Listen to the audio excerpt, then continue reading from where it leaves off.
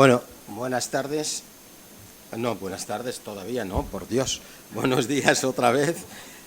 Y según el programa de actividades, entonces ahora tenemos la presentación de este maravilloso libro que no deja de ser fundamentalmente intercultural, porque la protagonista vivió en la época andalusí y por lo tanto representa esa interculturalidad que se plasmó en la época andalusí.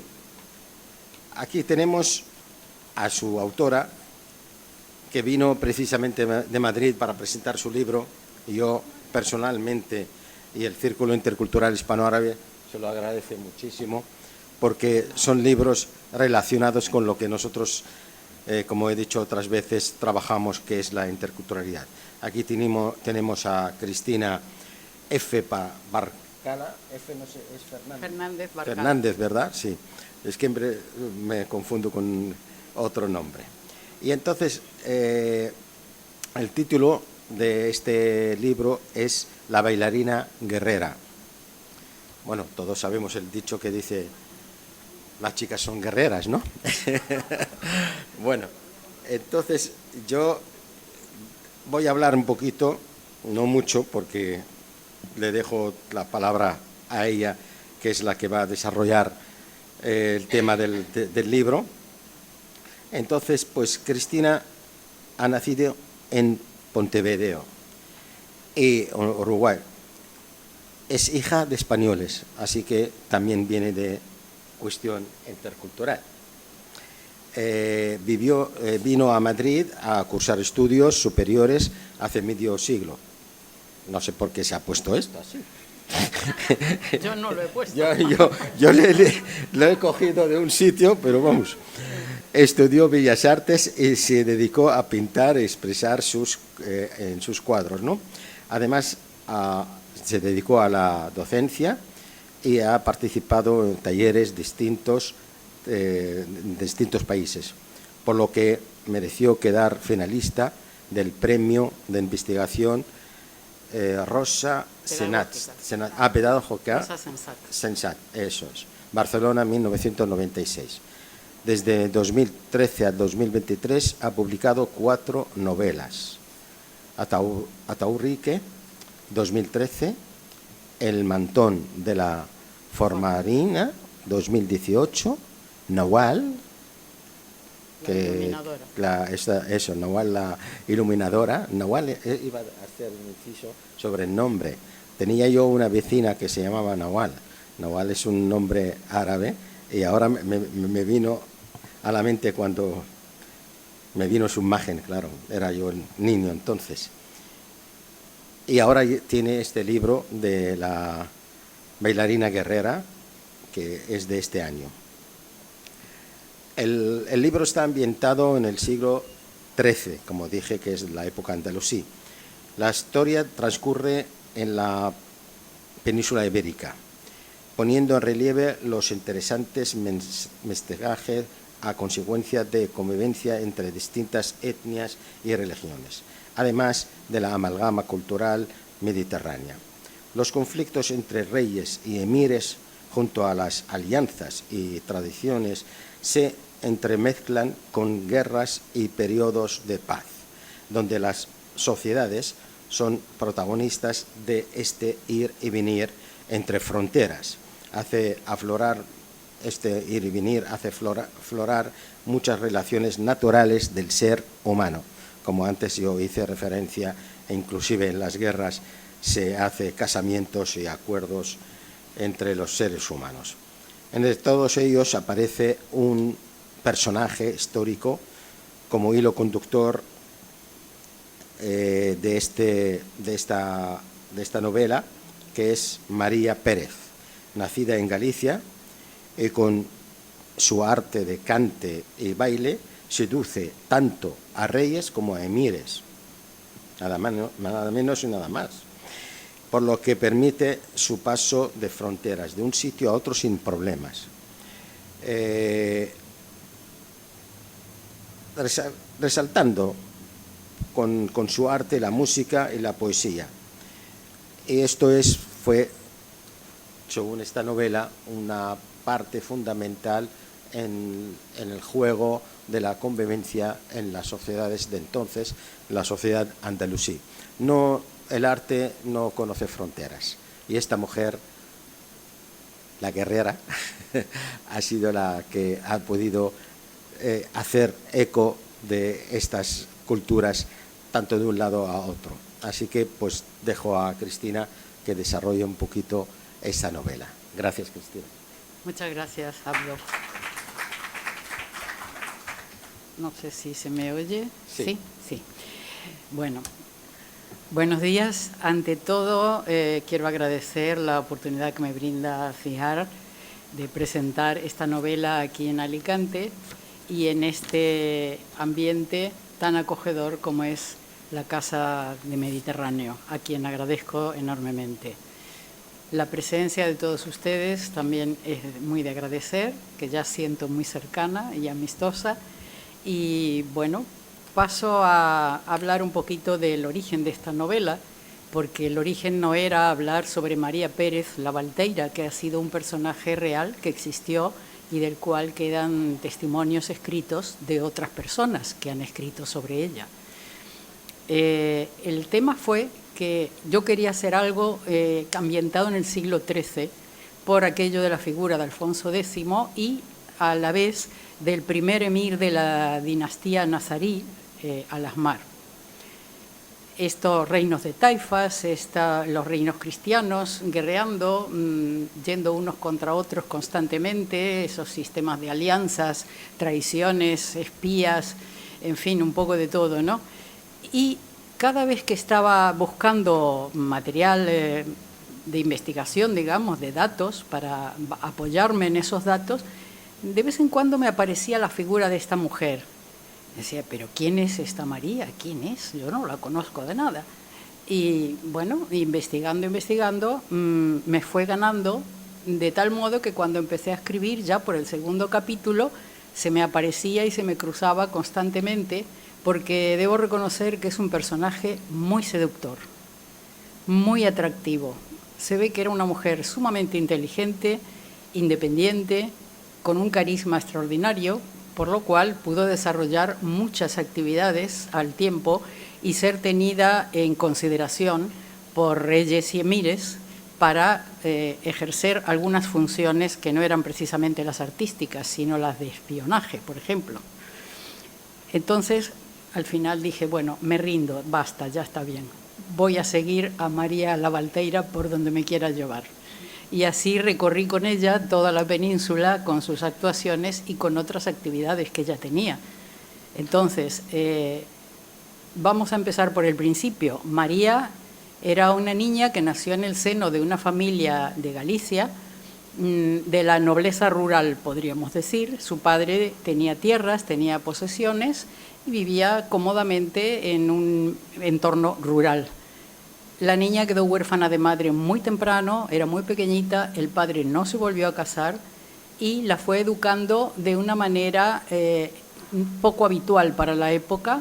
Le enseñó, le puso maestros de todo tipo, maestras, que le enseñaran a leer, a escribir, métrica, poesía, música, en fin, todo lo que consideraba que era importante para esa época. A su vez, él tenía una pequeña biblioteca donde la niña podía leer. Él le enseñaba administración también de sus bienes, se la llevaba de cacería, la niña aprendió a tirar con ballesta, y muy bien, por cierto, y por eso lo de la bailarina guerrera, porque entre actuación y actuación también se apuntaba de soldadera, es decir, de soldada cobrando su paga por trabajar como ballestera, que por lo visto era muy eficaz.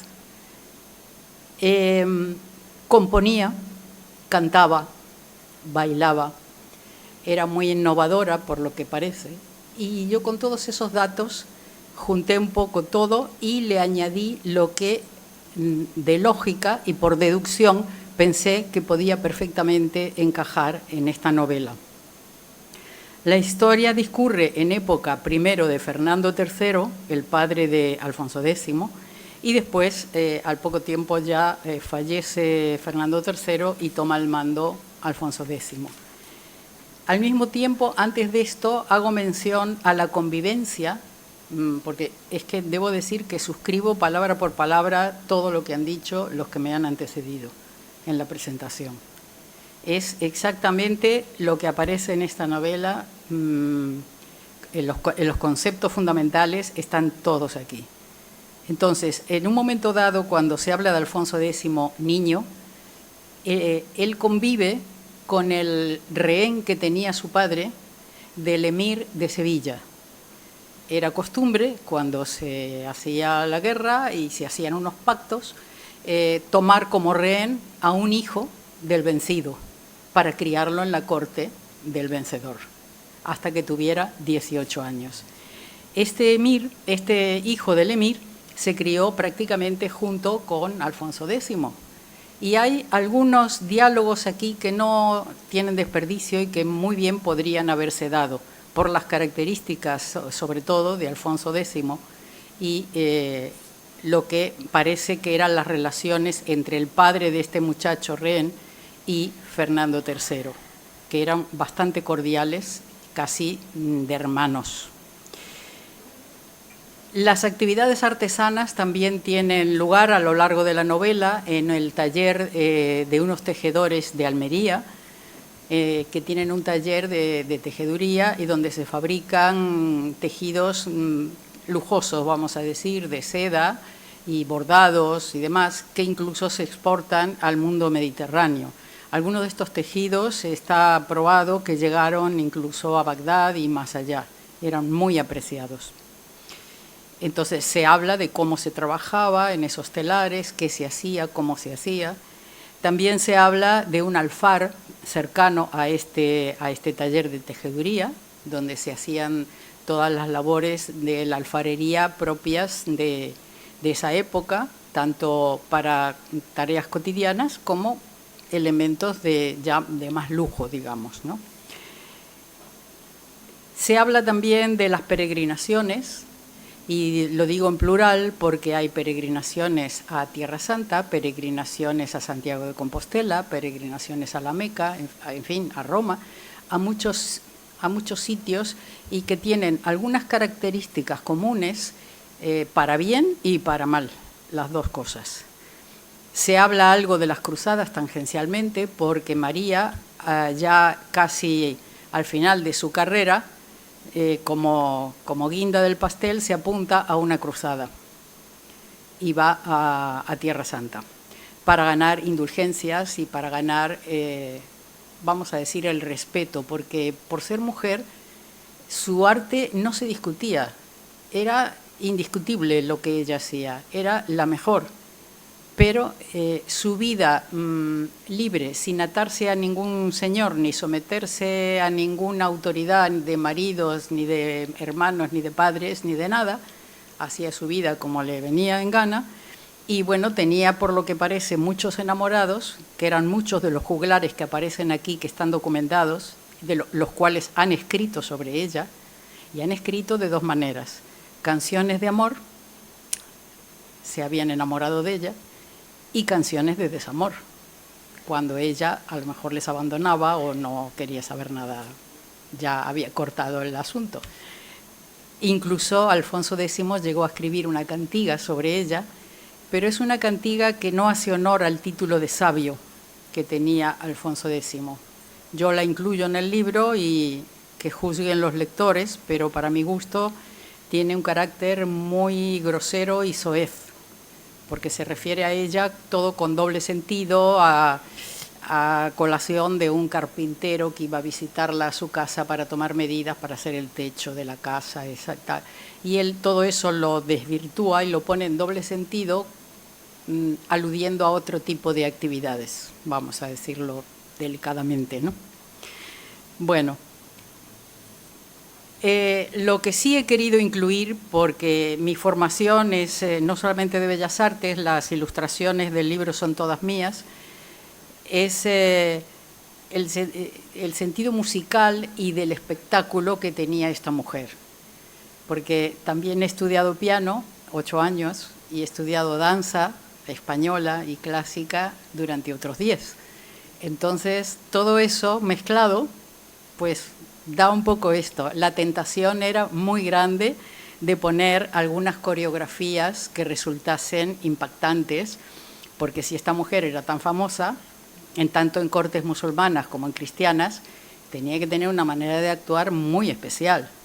Entonces me inventé a lo largo de la obra 3 coreografías muy singulares, con un vestuario también muy especial y la música y la manera de proceder también muy especial. Y por último, en el capítulo 6 cambiamos de época. Cada 6 capítulos, a partir del 6, 12, 18 y 24, cambiamos al siglo XX. Claro, el lector le pilla a lo mejor desprevenido. ¿Pero esto qué es? ¿Estoy leyendo otro libro? ¿Qué ha pasado? No. Es una historia paralela que discurre en los años 70 del siglo XX, pero que a lo largo de toda la lectura vamos viendo que está teniendo algunos paralelismos y coincidencias con esta otra historia de María y de esa época, que nos inducen a una serie de reflexiones, un poco todo lo que han dicho los que me han precedido, sobre la ocupación de tierras, la expulsión, la emigración forzosa, la difícil convivencia tras la ocupación de unas tierras para los vencidos, que los cosían a impuestos o no tenían acceso a determinados cargos porque no estaban reservados para ellos, la drogadicción, el maltrato a la mujer, las sectas, que había muchas por Andalucía, el paro de zonas en decadencia que llevan al contrabando, al bandolerismo, al tráfico de drogas, a la piratería, y todo esto en las mismas zonas en que hoy están los mismos problemas, en la península.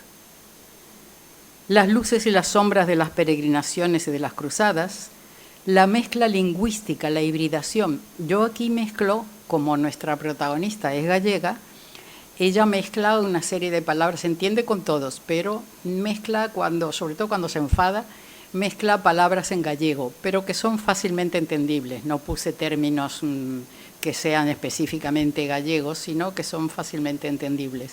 También aparecen unos comerciantes que vienen a comerciar aquí, que son genoveses, que vienen a la península y tienen comercio con el taller de tejidos, y estos, siendo genoveses, hablan también una especie de jerigonza, medio español, medio, bueno, mezclan un poco de italiano, pero también entendible, ¿no? Porque con eso quiero dar a entender esa hibridación que había, porque las lenguas romance, cuando aparecen, están mechadas muchísimo de palabras árabes y viceversa. Y luego quisiera destacar la amistad y la confianza entre María, que es gallega y cristiana, con Nabila, la esposa de la tejedora. El taller de tejedores es de un matrimonio, Nabila es la señora y es una mujer también que, siendo musulmana, tiene una mentalidad muy abierta y se entiende directamente con María muy bien, compenetran mucho su espíritu, se compenetra mucho de las dos, tienen un gran respeto ambas por sus religiones y hablan, a veces tienen diálogos que hablan de los fundamentos de esas religiones, que en realidad es uno solo, el fundamento siempre viene a ser uno solo. Pero se respetan, se quieren y esto es lo que a mí me induce a pensar un poco lo que decía el señor embajador, ¿no? Que no se ama lo que no se conoce, pero cuando lo conoces, conocerlo es quererlo. Ese es un poco el mensaje. Entonces, yo quisiera que si alguien quiere hacer alguna pregunta, encantada, y si no, paso a leerles algún fragmentito como aperitivo, como deseéis. Vamos a ver, una pregunta. Esa coreografía que has hecho ahora, dices, sobre destacada de este libro, ¿las has presentado ya? ¿El qué? Las coreografías que has hecho. Las coreografías están aquí. Pero ¿la has hecho en realidad? Digo, No. Todavía no. No. Vale. No, es que... No, pues, yo no pues, me considero coreógrafa. Lo que claro. pasa es que los años de experiencia en una escuela de danzas, más los años de experiencia yendo a todo tipo de ballets, óperas, zarzuelas, etcétera, etcétera, que me encantan, pues llega un momento que Es que nosotros como... eso más el bagaje que ya llevas, Claro. pues ya te... Y aparte, tengo en la familia una primera bailarina de ballet, o sea que eso también influye. Pero esto es interesante, yo lo veo muy interesante para llevarse a cabo. Podría vamos. ser, sí. Sí, porque Podría es ser. relacionar el libro, Si la historia... queréis os y luego leo ahí alguna de estaría esas muy coreografías. bien. Hay 3. Sí, a ver. Vamos a ver, la primera que aparece. Ella, como ya os he dicho, no quiere ser un vulgar del montón y siempre busca efectos especiales. Al andar circulando por la península de sur a norte, de este a oeste, y en contacto con los reinos de taifas, claro, los reinos de taifas traían, no nos olvidemos, muchas bailarinas y cantantes muy famosas que venían de Oriente Medio, o venían de Bagdad, o de la Meca, o de Medina, y estaban formadas después de muchos años allí, que sería hoy como una formación de conservatorio muy profunda. Pues alguien te dirá, desde la Meca vienen Sí. y son bailarinas. Bueno, y he A sabido que los emires y los califas de la península mandaban a las mejores esclavas, las que tenían más condiciones, las mandaban como becarias a estudiar a Medina o a la Meca. Fíjate. O a Bagdad. Entonces, ¿qué bailaban esas bailarinas? Algo muy parecido a lo que conocemos hoy como danzas de Oriente Medio. Y eso son muy distintas de las danzas medievales de los reinos cristianos. Pero como esta mujer era muy ecléctica, vamos a decir, incorporaba todo lo que a ella le parecía interesante o espectacular, lo incorporaba, o yo creo entenderlo así. Ahí sí que está pasado por el tamiz de mi imaginación, pero que no es nada descabellado, es muy factible que sea así. Entonces, vamos a ver en una de sus actuaciones, si queréis. Sí. Sí. Pregunta.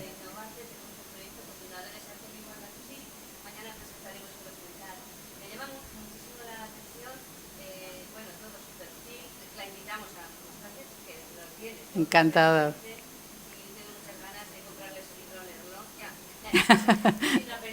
Sí. Pero quería comentar si me llama tanto la atención muchas cosas que ustedes se interesen también por la artesanía, por ubicar la acción en un lugar, en Tirás, en un telar, ¿no? Claro, no te olvides que yo vengo de las Bellas Artes. Claro. Ah, perdón, sí soy muy despistada. No, me han oído, pero grito bastante, entonces, bien. Yo vengo de las Bellas Artes y he hecho de todo. En mi trayectoria docente he hecho investigación, he trabajado fundamentalmente en bachillerato de artes y dando todas las asignaturas de bachillerato de arte, desde el dibujo técnico puro y duro, pasando por dibujo artístico, por volumen, y les enseñaba dentro de, ya casi fuera de programa, les enseñaba muchas cosas que no vienen en la programación. Por ejemplo, hice talleres de grabado, de todo tipo de grabado. Hice mosaicos, dejé el Instituto de Alcalá de Henares en el que trabajé lleno de mosaicos, pero mosaicos de 10 metros, de 16 metros. Hay una escultura grande de hierro en el jardín del instituto, hecho de todo. Pues yo la invito, ya fuera después ya hablaremos y tal, para que vea, va usted a ver ahí, desde que está justo en una tierra donde se producía la seda, claro, con la que el hilo de seda en la zona de la Vega Baja del Segura, que después se llevaba a tejer. Aunque la idea que yo tengo es que era un poquito posterior a la época de Alfonso X, pero bueno, ya hablaremos. No, era incluso antes. No te olvides que había un Dar el Tirás en Córdoba, en época califal, y que hacían tejidos de seda. Interesante y bordados. diálogo, ¿eh? Sí, no, esto es información fantástica. No, pero además esos tejidos eran utilizados como regalo diplomático por su altísimo valor.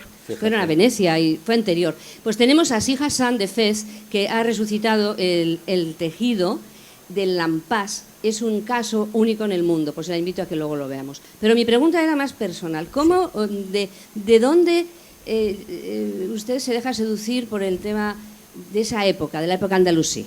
¿Por Bueno, qué? esto viene de muy atrás. A ver, pues. Viene de, ya sabes que todos en la vida tenemos algún profesor o alguna profesora, o algunos, que han marcado un momento inolvidable y que se quedan ahí para siempre, que nos acordamos de su nombre, apellido, de su físico, y lo estamos viendo en este momento, ¿no? Y son profesores excepcionales, de estos que son vocacionales y que saben hablar con esa pasión que capta al estudiante. El adolescente además está en una época de efervescencia, de hormonas y de todo, y cuando tú le hablas con esa pasión, porque tú la sientes, la transmites y te das cuenta hablar? que ese además, la base del arte es esa. Me preguntaban mis alumnos muchas veces, señor, ¿y tú cómo sabes si una obra de arte es buena o no es buena? Digo, mira, esto yo no me voy a meter en profundidades de la técnica, de no sé qué, porque eso son tonterías para mi modo de ver. La técnica podemos analizarla y descuartizarla y hacer lo que quieras con ella. Pero más que la técnica, lo más importante en el arte es la transmisión. Que el espectador se sienta traspasado, que la bailarina o el bailarín que está ya a metros de ti, a bastantes metros, tú sientas esa mirada que te llega, que te traspasa, ese gesto que hace a veces hasta con un dedo y te llega, se te pone toda la piel de gallina. Eso es arte. Con la música pasa igual, porque una música nos entristece, un adagio de Albinoni nos pone tristes, pero es de una belleza sublime. Como decía una alumna mía muy llorona, decía, es que he llorado tanto en esta película, me ha encantado porque he llorado muchísimo, me decía. Entonces, bueno, hay un puntito de belleza en esa nostalgia, en esa melancolía, en ese sentimiento de emoción que se percibe. Lo mismo que lo hay de alegría o de exaltación cuando tú estás viendo Carmen y viene la marcha del torero de Carmen, como que ya te pones más derecha en la silla y ya te sientes un poco torera y estás allí desfilando, ¿no? Como me decía un cantante del Teatro de la Zarzuela, amigo, estaba leyendo la obra y en un momento dado me llama y me dice, oye, vamos ahora a la tercera actuación, esta donde sale la rival, esta jovencita que es atrevida, que es deslenguada, que habla de María la Valteira como insultándola, como que ya es vieja porque tiene 30 y tantos años y que ella, como tiene 17, pues claro, está fresquita. Y entonces María me dice este hombre, dice, así que estoy a punto ya de cuando va a empezar la actuación de María y ya te digo, vamos a entrar y la vamos a triturar, me dijo. Y me hizo gracia el plural, cómo se implicó él mismo. Él estaba metido en María, él era María en ese momento y me hizo muchísima gracia. Muy bien. Entonces, muchas gracias. De nada.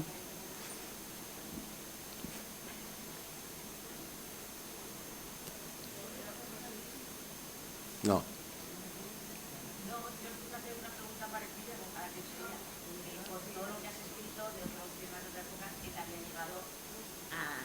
Que te había llevado a sí, coger pero bueno, ya lo has contestado. Sí, ya te digo, en mi casa tanto mi padre como mi madre eran muy afectos a todo lo artístico. Nos llevaban desde muy pequeños a toda compañía que venía de España.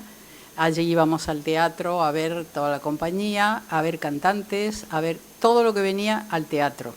Y lo disfrutábamos muchísimo, y ellos también. Después, todos los fines de semana, allí había como 60 y tantos clubs españoles, pero clubs que eran edificios maravillosos con unos salones como Versalles. Era una barbaridad aquello. Y allí iban las familias con los niños nos quedábamos a veces en el salón de billares o tal, porque eran muy grandes y tenían un salón de baile, pero también tenían otras dependencias, bibliotecas, tal. Y los niños nos juntábamos todos allí a hacer correrías mientras los mayores bailaban. Pues en esos clubs también iban 2 orquestas normalmente, y a veces iban cantantes españoles de primera fila, como Lola Flores o como Carmen Sevilla o yo qué sé, de gente así. Y Miguel de Molina también estuvo allí muchas veces. Y bueno, y a nosotros, entre que nos pusieron en una escuela de danzas, sobre todo a mí, y nos disfrazábamos o sea, hacíamos la actuación una vez al año, actuábamos en el teatro para las familias y eso, y bueno, y después también me apuntaron a piano y tal. Y vino la gran admiración que tenían mi padre y mi madre por la poesía de Federico García Lorca. Y en casa, 2 por 3 estaban recitando, estaban haciendo cosas y recitaban a García Lorca. Y yo no era consciente de esto, ¿no? Pero luego, al empezar a estudiar arte, porque mi madre también pintaba, al empezar a estudiar arte y descubrir la historia del arte con un profesor que había venido a España y que había trillado realmente toda la zona de Andalucía, todo lo andalusí, y nos trajo montañas de diapositivas, y su palabra con pasión, cómo nos contaba las vivencias, lo que había visto, lo que había sentido, y nos mostraba aquellas fotografías, y yo pensé, esto es lo que yo quiero estudiar, esto es lo que a mí me gusta. No, pero yo me refería a situar la historia, porque he visto lo que has escrito, y he visto que has escrito un libro sobre la Fornarina, sobre Raquel Meyer, que es una época como más cercana. Claro. ¿Qué es lo que te llevó a una época tan lejana y en la que has tenido que investigar tanto? Ah, bueno, porque después de escribir lo del mantón de la Fornarina, que lo escribí porque en casa tengo un mantón gigante de color marfil con unas flores enormes, que es de finales del siglo XIX, y lo compró mi padre en una subasta, y se decía que era de la Fornarina. Ah, ¿sí? Sí, que lo llevó una familia. Cuando la Fornarina murió, que murió muy joven, se subastó todas sus pertenencias y tenía muchos mantones.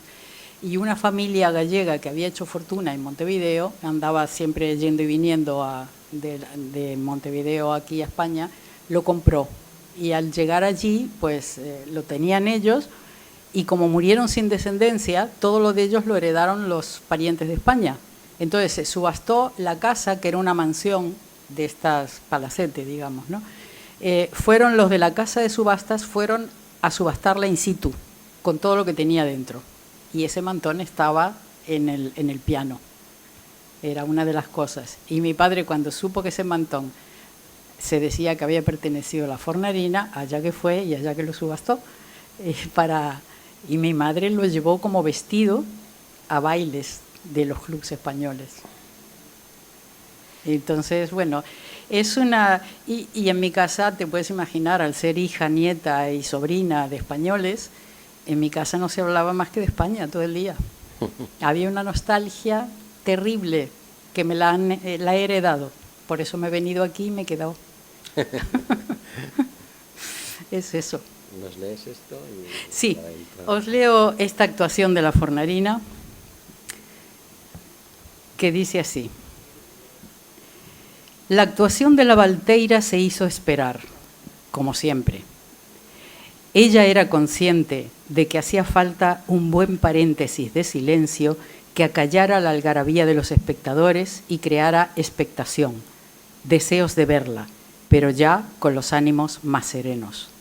No olvidéis que en las cortes había saltimbanquis, había magos, había de todo tipo de actuaciones, ¿no?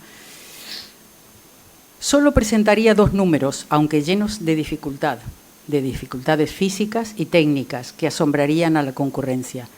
Comenzó de modo inesperado, entrando por el fondo del salón, alargado, envuelta en una capa negra, que arrastraba una cola de varios palmos, llena de pequeños destellos dorados, y un gran tocado en forma de corona que sostenía 6 brazos en abanico, formando un candelabro con bolas de fuego en sus extremos. Avanzaba despacio, mientras dejaba resbalar la capa hasta quedar extendida en el suelo, como si un trozo de noche estrellada hubiera descendido allí. Debajo fue emergiendo un vestido rojo, bordado en hilos de oro y pedrería, con un cinturón en sus caderas que al menor movimiento dejaba escuchar el sonido de los múltiples pequeños discos metálicos. Tenía tal dominio de su utilización que podía controlar el nivel de sonoridad a voluntad. En esos momentos en que necesitaba mantener el equilibrio sobre su cabeza, La leve vibración pélvica sonaba a intervalos medidos en aquel silencio como un susurro, como el siseo inquietante de una serpiente de cascabel. El retumbar contenido del tambor acompañaba sus pasos elegantes y cadenciosos para detenerse cuando ella giraba en una torsión serpentina a un lado y luego a otro, dedicando un leve contoneo a algún asombrado espectador, paseando sobre su rostro su mirada seductora. Así llegó al estrado, donde estaban sus músicos, quienes a un sutil gesto suyo cesaron de tocar. Mirando al público, levantó los brazos y llevando las manos como dos palomas al tocado, extrajo de él lo que en realidad eran sendos abanicos de fuego, con 3 brazos cada uno. Ese fue el momento en que un fuerte redoble de percusión anunció el comienzo de un ritmo frenético, con el que María empezó a girar los abanicos en vertical, en horizontal, dando vueltas, inclinando su cuerpo y asustando a algunos espectadores que sentían el calor del fuego volando a centímetros de sus cabezas, describiendo hipnóticos círculos vertiginosos. Los hisopos impregnados de aceite perfumado que formaban las bolas ígneas tenían una duración limitada que el artista conocía bien. Por eso, cuando las llamas fueron mermando, el ritmo de la música se fue haciendo más lento y esos últimos destellos los aprovechó María para realizar el quiebro de cintura hacia atrás,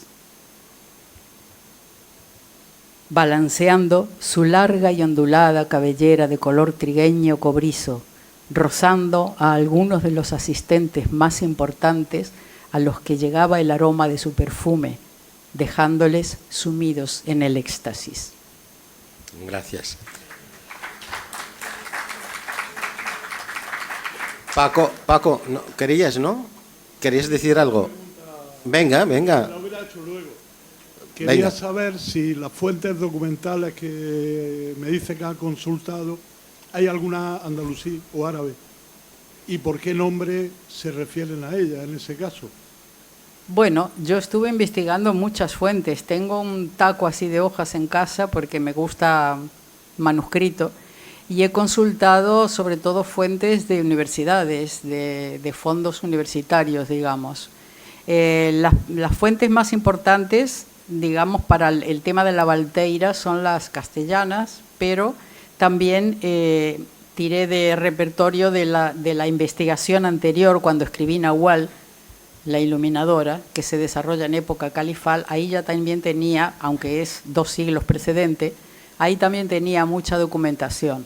Para toda la parte de Andalusí, digamos, musulmana, yo llevo desde los años 70 que estoy en España, llevo investigando sobre eso y tengo muchísima documentación de todo tipo. Sería exhaustivo ahora decir cuáles exactamente. No me refiero a algún libro en concreto que la cite, aunque no tenga un nombre en árabe. ¿A quién? ¿A María la Valteira? Claro. Ah, no, si lo buscas en internet por María la Valteira o María Pérez la Valteira, ahí te aparecen las pocas fuentes que hay, son sobre todo los testimonios de los juglares y trovadores de la época, que dejaron cantigas escritas sobre ella. Sí. Como he dicho en un principio, muchas son cantigas de amor, cantigas de amigo, que se decía, y otras son de desamor o de escarnio y maldicer, como la de Alfonso X. Y no hay más que esa documentación. Se sabe, lo poco que se sabe de ella es eso. Lo curioso es que, como te digo, nadie habló, nadie discutió sobre su arte, que eso era indiscutible. Pero hablaban de su vida privada, digamos, de su liberalidad. Bueno, llegamos al final de esta presentación. Luego, más tarde, harás la firma, ¿no? Sí, de los libros. Cuando me lo indique. Vale.